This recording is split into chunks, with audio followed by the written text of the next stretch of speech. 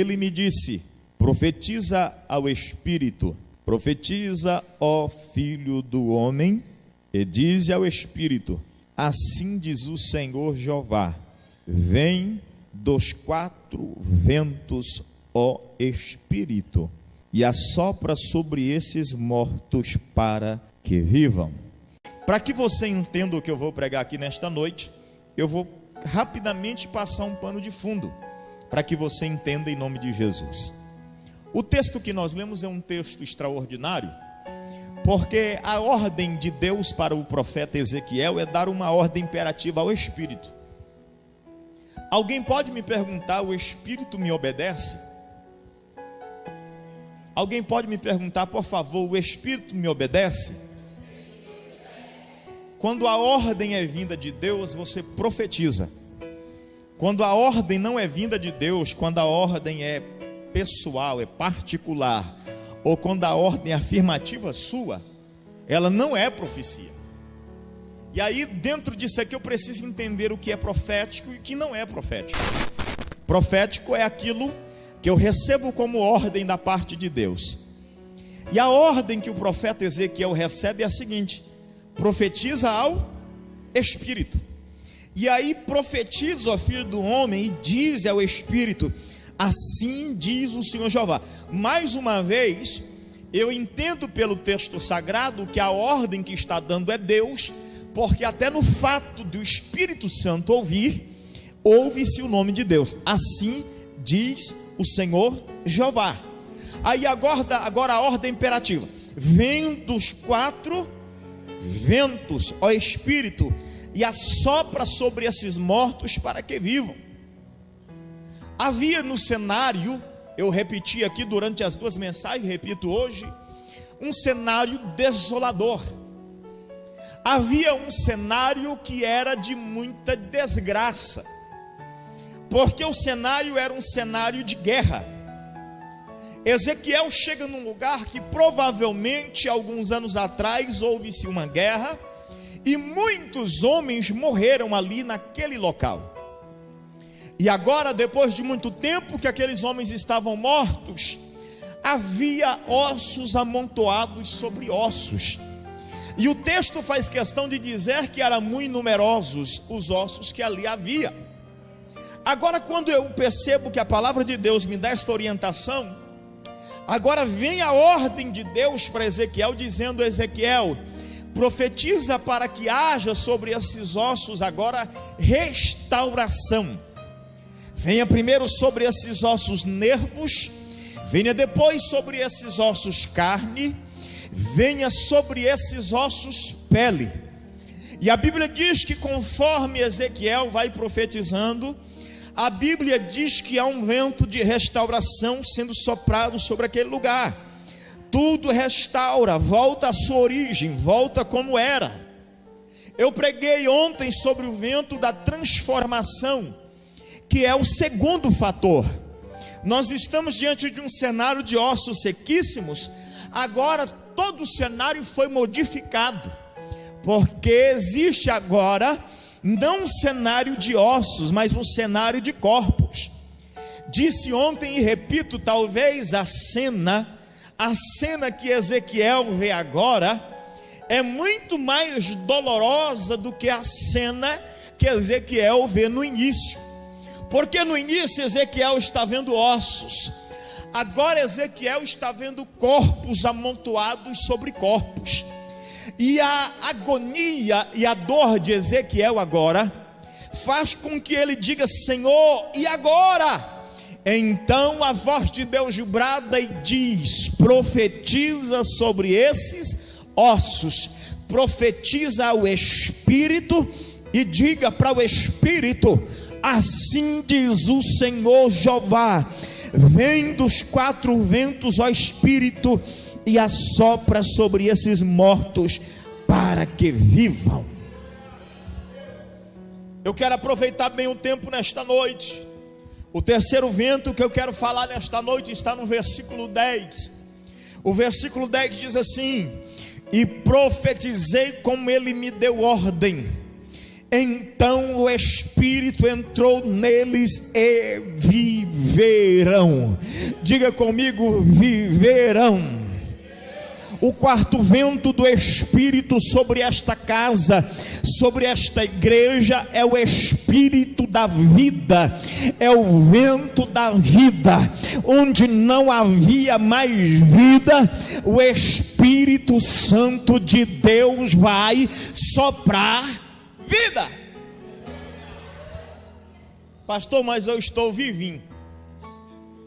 Eu vou lhe mostrar que nós estamos vivendo uma época de religiosidade, onde nós estamos muito acostumados com os rituais, e estamos muito acostumados com as liturgias do culto, a ponto de virmos para a igreja pelo simples fato de cumprirmos um ritual. Olha para quem está do seu lado, diga: nunca mais, a partir de hoje, viremos para o culto dessa forma.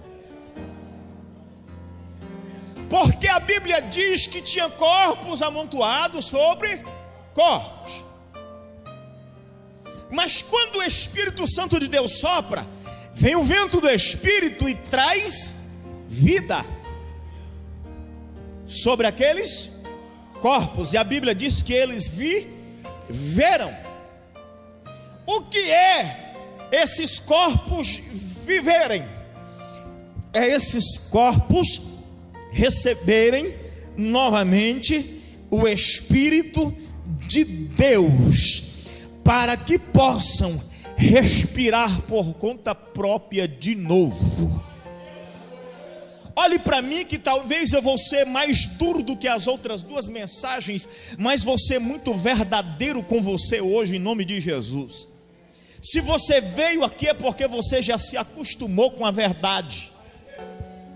Nós estamos vivendo uma época como lá em João capítulo 3. A Bíblia diz lá em João capítulo 3, se você quer abrir a Bíblia, por favor, abra para me acompanhar, que Jesus inicia o seu ministério e descobrem que o ministério de Jesus está sendo um sucesso. Então tem um homem que vem ter com Jesus pela madrugada, e o nome dele é como? Quantos já acharam? Como é que era o nome dele? Príncipe dos. Existia um colegiado de juízes que eram chamados de Sinédrio. 70 homens que eram da alta confiança hebraica, 70 homens estudados na lei, que faziam com que a lei se cumprisse. Que lei, pastor? A lei de Moisés. O Sinédrio tinha essa função de julgar pessoas diante da... A justiça atual, ela julga mediante a Constituição. O Sinédrio, 70 homens, julgava mediante a lei. Então a Bíblia Sagrada diz que um desses 70 um dia vai ter pela madrugada, escondida dos outros, e chega em Jesus assim, ó: sabemos. Se você não compreendeu o texto, eu vou te explicar. Sabemos. Ele não disse soube ou estou sabendo, ele disse sabemos que há um profeta entre nós. Sabe o que ele está dizendo? Todos têm conhecimento disso. Todos os 70 que fazem parte do Sinédrio conhecem que o Senhor é diferente dos outros que apareceram por aí.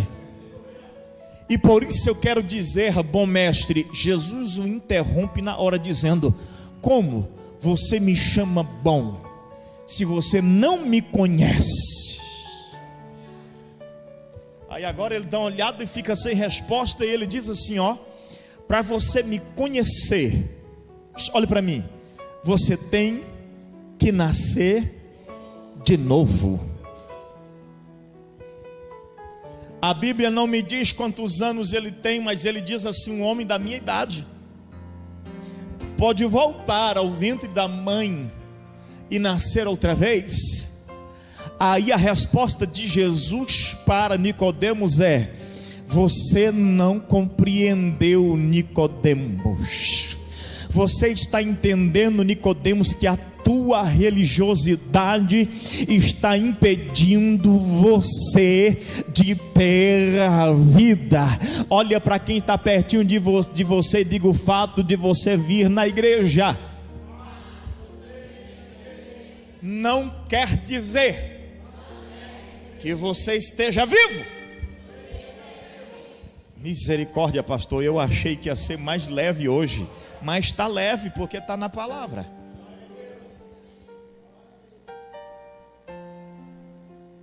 Perdoe-me, mas eu preciso falar isso nesta noite. Eu estou preocupado. Quando a irmã Elisa disse aqui do que eu falei ontem eu expressei no final desta mensagem. Fiz questão de não colocar na edição do vídeo, que eu terminei o ano de 2017 tão exausto que algumas pessoas dizem para mim: pastor, o que está acontecendo? Nada. Eu trabalhava na construção do muro aqui durante o dia e passava a noite acordado. E durante algumas madrugadas sozinho eu chorei com a Bíblia na mão e dizendo: Deus, o Senhor precisa falar comigo. Algumas madrugadas eu derramei lágrimas e disse: preciso que o Senhor fale comigo, porque eu não vou começar 2018 desse jeito. E esta foi a palavra que Deus me deu. Porque não havia mais esperança em Israel, não havia mais esperança no meio da nação judaica. O povo não tinha expectativa mais de voltar. Mas a Bíblia diz que Deus leva Ezequiel a entender pela visão que lhe é dada, dizendo: eu vou restaurar, eu vou transformar, eu vou dar vida para Israel, e Israel será uma nação nova, será uma nação diferente. E eu quero profetizar nesta noite em nome de Jesus: o vento dos quatro cantos está soprando sobre esta casa. Em nome de Jesus nós vamos sair da superficialidade da religião. Quando nós tocarmos o pé aqui nesta casa, Osmar, não vai ser para participar de um culto do domingo, não vai para participar de um culto de quinta, não vai para ser para participar de um momento de oração, vai ser para dizer: Deus, eu sou nova criatura, gerada pelo teu Espírito, e gerada pelo teu Espírito eu tenho vida. Quem tem vida respira cedo, meio-dia, de noite, de tarde, pela madrugada ele levanta no outro dia respirando outra vez. O Espírito Santo vai soprar vida sobre esta igreja. Nós não vamos ser cristão de quatro paredes, nós não vamos ser cristão de gravata, nós não vamos ser obreiro de credencial, nós não vamos ser cristão de cultos, o culto sim, culto não. Nós seremos cristão na prática, porque Deus vai soprar o vento da vida sobre nós. Você vai levantar pela manhã cedo e respirando vida, alegria. Quando alguém te barrar e perguntar por que da tua alegria, porque o Espírito Santo vive em mim, porque o Espírito Santo vive em mim, porque eu recebi de Deus a oportunidade de nascer de novo.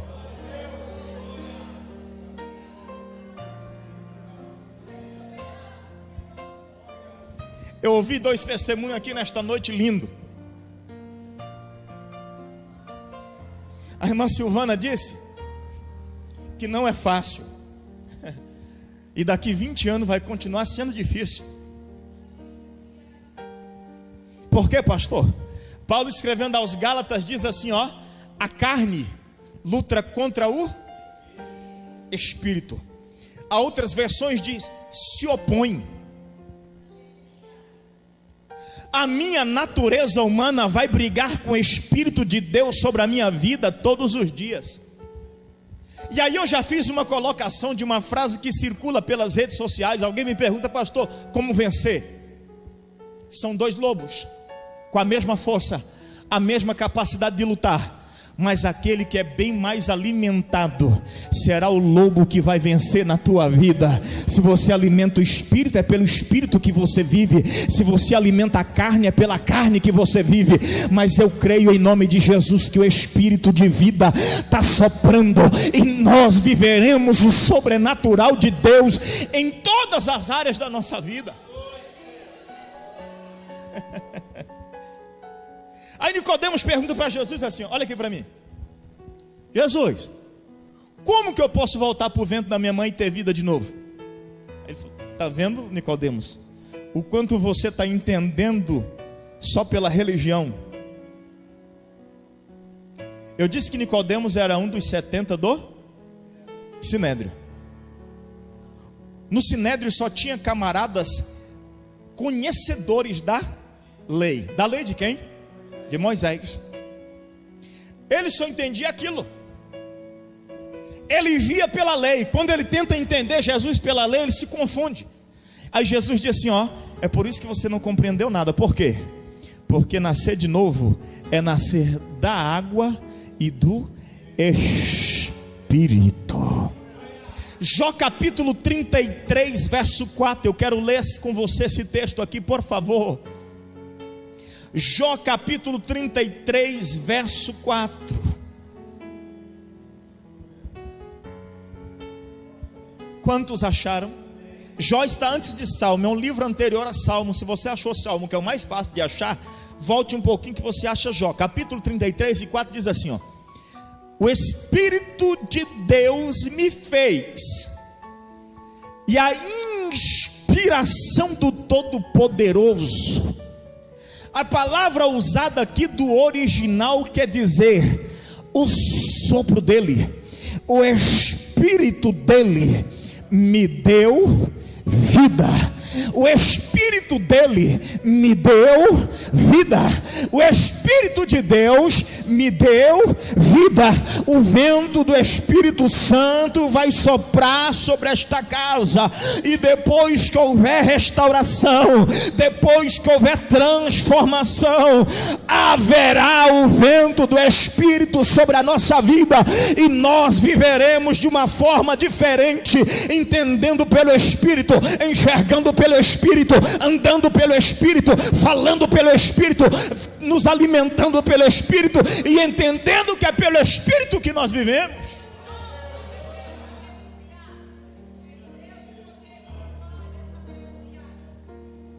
Olhe para mim aqui. Davi comete um pecado de adultério. Davi está passeando lá em cima do seu palácio. Quando ele dá uma olhada pela janela, ele enxerga uma mulher chamada Betsabá, ou Betseba, certo? E aí o olho, ô mulher bonita, a concupiscência dos olhos. Aí ele manda matar Urias, de forma indiscreta, mas manda. Urias é o seguinte: vem cá, filho, o quê? Tu vai na frente da peleja agora, viu? Na frente da guerra. Quem morria primeiro? Aí volta a notícia assim dizendo: Urias morreu. Aí ele vai lá e pá, toma a mulher de Urias. Já estava morto. Agora Natã vem diante de Davi e diz assim: Davi, deixa eu lhe dar uma notícia. Tem um homem que tem muitas ovelhas, mas chegando o viajante na sua casa, ele vai na do vizinho que só tinha uma, arrebata a ovelha e alimenta o viajante ou hóspede. Aí ele dá uma olhada para Davi. Davi era rei, irmão. Se tinha uma coisa que Davi sabia fazer, era julgar. Aí Davi dá uma olhada, aí ele pergunta para Davi: Natã, mas o que tem que fazer com um homem desse? Davi se coloca na posição: mata. É. O texto diz assim: esse homem é digno da morte, porque ele não poderia ter feito isso. Aí Natã se enche do Espírito de Deus, olha para Davi e diz: esse homem é você. Irmão, tem hora que o profeta tem que enfrentar cada um. Está o profeta sozinho, Tony, diante de Davi. Sabe quem era Davi? O rei. Se ele gritasse e dissesse: vem cá e decapita agora Natã, e ninguém fique sabendo, ninguém ficava sabendo. Mata e esconde o corpo. Matava e escondia o corpo. Mas o profeta está revestido pela autoridade de Deus, e quando ele está revestido pela autoridade de Deus, ele diz assim: esse homem é você. Davi dá uma olhada assustado, e aí Davi se lembra de tudo que ele fez. Aí o Salmo de número 51 é escrito agora. Davi se prostra no chão diante do profeta Natan, se joga, não vou ajoelhar porque eu estou com as pernas doloridas. Ele se joga diante do chão e começa a dizer: não retires de mim o teu espírito. Capítulo 51, Salmo de número 51, verso 11: não retiras de mim o teu espírito, ó Deus. Sabe por que ele estava dizendo? A minha alegria depende do teu espírito, o meu sucesso depende do teu espírito, a minha vida depende do teu espírito, o meu reinado depende do teu espírito. Não deixa eu sem vida, Senhor. Eu quero viver.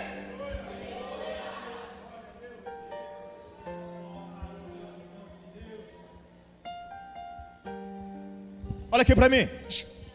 Sabe por que às vezes nós estamos perdidos e confusos, sem saber para onde ir e o que fazer diante das circunstâncias? Jó, aqui no texto que eu li, olhe bem para você entender, está recebendo um monte de acusação dos seus amigos. Agora Jó está perturbado, porque foi tanta informação negativa que Jó recebe, que Jó está olhando dizendo assim: eu acho que os caras estão certos. Eu já ensinei que existe aqueles que influenciam e aqueles que são. Jó estava sendo influenciado. Quando Jó está sendo influenciado, ele para pensar. Aí ele diz assim: ó, o Espírito de Deus me fez. E a sua inspiração, a inspiração do Todo-Poderoso, na versão original, quer dizer o fôlego dele, o ar dele, o sopro dele, me deu vida. Ele está dizendo: perdi saúde, perdi dinheiro, perdi tudo, mas a alegria da minha salvação permanece, a alegria que eu tenho em Deus permanece, a alegria que tem de Deus na minha vida ainda permanece.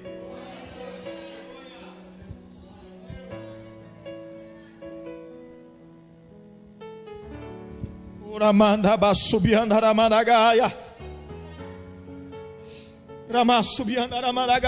para quem está do seu lado e diga: o vento do Espírito vai soprar a vida.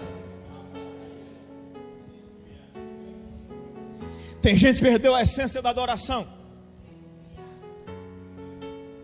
perdeu o desejo por estar na casa de Deus, perdeu o desejo por estar na presença do Senhor.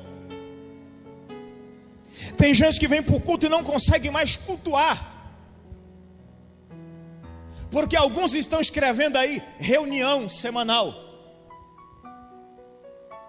Sabe o que é reunião para mim? Se unir para tratar de assuntos em comum. Aí você fala o que você pensa, eu falo o que eu penso. Não é isso reunião? Essa é a diferença de um culto para uma reunião.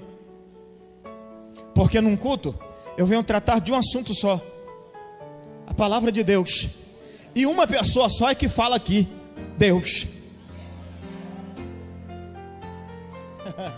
Essa é a diferença do culto para a reunião. E nós estamos indo no culto como se o culto fosse uma reunião. Vou lá para ver o que o pastor tem para falar hoje. Eu quero ver qual que é a mensagem que vai ser pregada. Eu quero ver lá que louvor que vai ser ministrado hoje. Mas eu quero dizer para você nesta noite que o Espírito de vida sopra sobre esta casa, e nós vamos começar a viver algo tão sobrenatural aqui. Olha para mim aqui, para você entender que gente vai entrar nesta igreja e quando começar a cantar o primeiro hino da harpa, vai ser batizado com o Espírito Santo. Gente vai entrar nesse culto e quando ouvir o segundo hino da harpa, vai ser renovado pelo Espírito Santo. Gente vai entrar nesse culto e quando o irmão vier aqui contar um testemunho, Deus vai salvar vidas. Quando alguém estiver testemunhando, alguém vai sair do banco chorando e dizendo: eu também quero esse Cristo. Isso é culto, onde há vida, pessoas desejam ter vida, e nesta casa sopra o vento de vida nesta noite, em nome de Jesus. O vento da vida está soprando, a alegria da salvação, a alegria que nós temos em Cristo, o desejo que antes nós possuíamos, o desejo que nós íamos para o culto anteriormente, o desejo que nós tínhamos de orar, o desejo que nós tínhamos de estar nos cultos de ensino, o desejo que nós tínhamos de estar nos cultos, nas escolas bíblicas, o desejo que nós tínhamos de estar na presença de Deus adorando. Deus vai soprar a vida outra vez. Tem corpos amontoados, mas vai viver em nome de Jesus.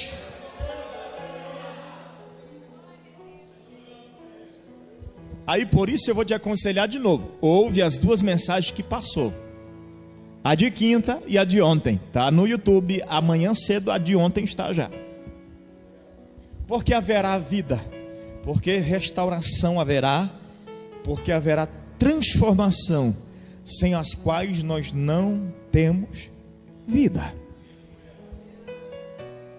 Eu já vou encerrar porque eu preciso fazer alguns atos aqui nesta noite. E o quarto vento, versículo 10 ainda, por favor. Diz assim: e se puseram em pé um exército grande em extremo. Profetizei como ele me deu ordem. Então o Espírito entrou neles e viveram, e se puseram em pé um exército grande em extremo.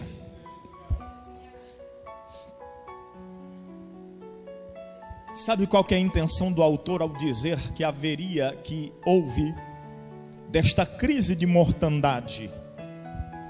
Um exército de pé em extremo, seja, prontos para lutar. Porque além da vida, é preciso ter o vento da renovação.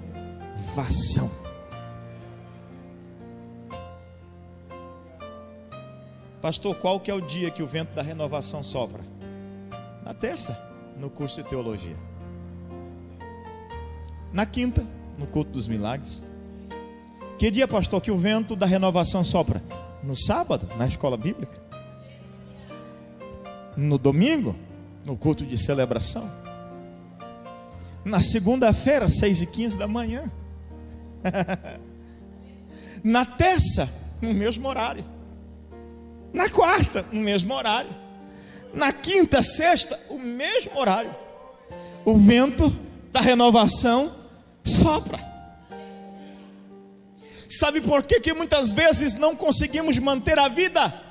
E eu estou falando de vida espiritual. Porque nós achamos que é suficiente vir aqui uma vez por semana. Perdoe-me se essa é a única possibilidade que você tem. Eu lhe entendo. Mas eu quero que você entenda uma coisa pela perspectiva bíblica. Você corre um risco mais sério do que quem está buscando continuamente de cair. Deixa eu só fazer uma pergunta lógica e racional para você tentar me compreender. Que às vezes alguém ainda vai sair murmurando, dizendo: o pastor falou que eu vou uma vez na semana, não vou nem voltar mais lá. Olha aqui para mim. Quem come só uma vez na semana aqui? Vocês não dão conta não? Não dá conta mesmo? Só uma vez na semana se alimentar? A Saline já riu ali, disse, nem 3 vezes por dia eu dou conta, Dica. Brincadeira, Saline. Olha para mim. A nossa vida espiritual também é assim. Quem fica uma semana inteira sem alimentar, quando chega no domingo ele está como? O ditado popular é capengando. Alguém está arrastando ele, está pálido, olho fundo, com amarelão. É ou não é? Aí alguém pergunta assim: por que você está assim? Passei a semana sem comer. Sabe por que nós temos dificuldade de permanecer vivos espiritualmente? alimentamos muito pouco espiritualmente durante a semana. Eu disse que quem vence é aquele que é alimentado mais. Se o vento da regeneração e da renovação não soprar diariamente sobre a minha vida, sobre a minha casa, sobre o meu ministério, vai chegar um momento que eu estou capengando, vai chegar um momento que eu estou me arrastando. Aí eu vou chegar no gabinete do pastor e dizer: pastor, estou fraco, não dou conta mais não. É porque não está se alimentando. Se alimente. Olha o que Paulo diz quando escreve para os Coríntios na sua primeira carta: ainda que o nosso homem exterior se corrompa. Vou repetir para você entender: ainda que o nosso homem exterior se corrompa. Sabe por que o homem exterior se corrompe? Porque carne é natureza humana. Hoje eu erro, amanhã vou errar de novo. Hoje eu estou sujeito a pecar, amanhã de novo. Mas o nosso homem interior renova de dia em dia. O interior se renova de dia em dia. Hoje eu recebo a palavra enxertada, ela me renova para amanhã. Amanhã eu venho de novo e a palavra enxertada me leva até amanhã. Amanhã não tem culto, pastor, mas eu estou na oração às 6h15 e estou dizendo: eis-me aqui, Jesus, me fortalece, me alimenta, e eu estou recebendo o vento da renovação sobre a minha vida. Olhe para mim para você entender: renovação ou regeneração quer dizer renascimento. Todo dia eu preciso renascer para Cristo. Se coloca de pé, por favor.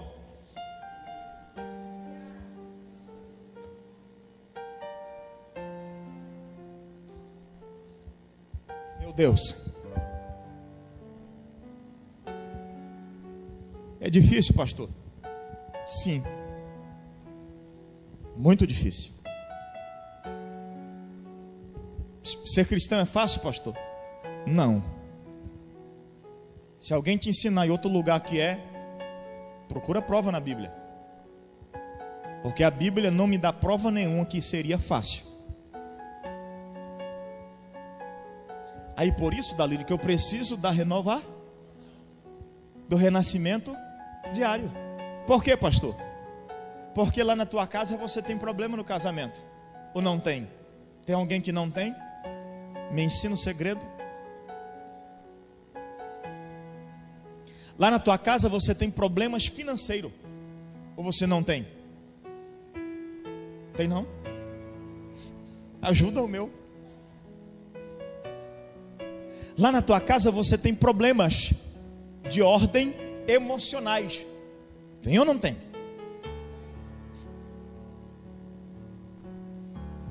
Aí por isso que eu preciso do vento da renovação. Todos? Não sei não dou conta de ficar crente naquela igreja não, que o pastor fala que tem que ir na igreja todo dia. Não, você tem que estar na presença de Deus todo dia. A igreja, ela serve, sabe para quê? Para criar um elo de adoração, só para isso. O fato de você estar aqui hoje não te salva. O fato de você estar aqui hoje não te leva para o céu. Mas o fato de você estar aqui hoje faz com que você receba o vento da renovação.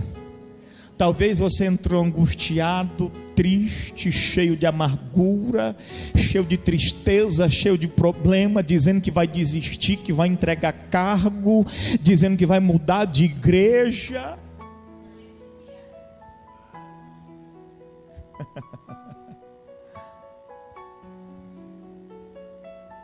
Dizendo que a partir da semana não volta mais.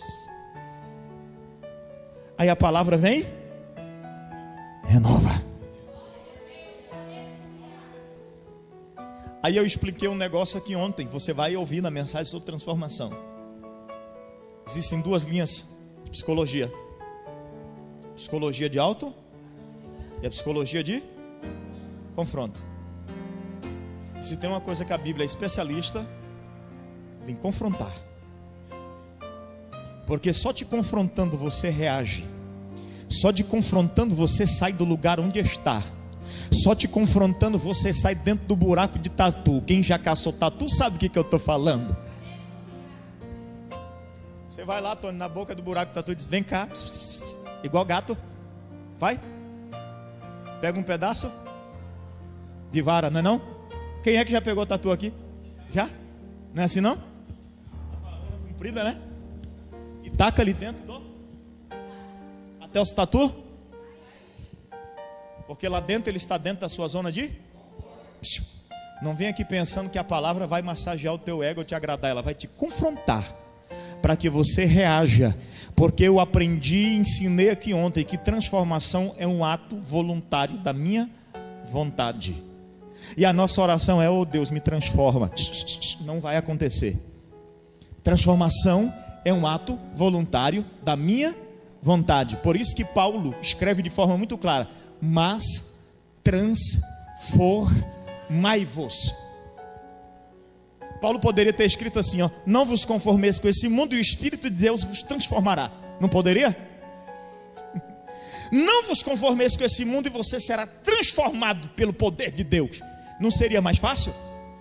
Mas Paulo foi claro e objetivo dizendo: não vos conformeis com este, mas transformai-vos pela renovação do vosso entendimento, para experimentar a boa, perfeita e agradável vontade de Deus. A palavra de Deus vai falar comigo hoje, vai me renovar, vai fazer com que eu tome uma atitude, vai fazer com que eu mude o rumo, vai fazer com que eu perceba que não está bom desse jeito, e ela vai me levando dia após dia, dia após dia.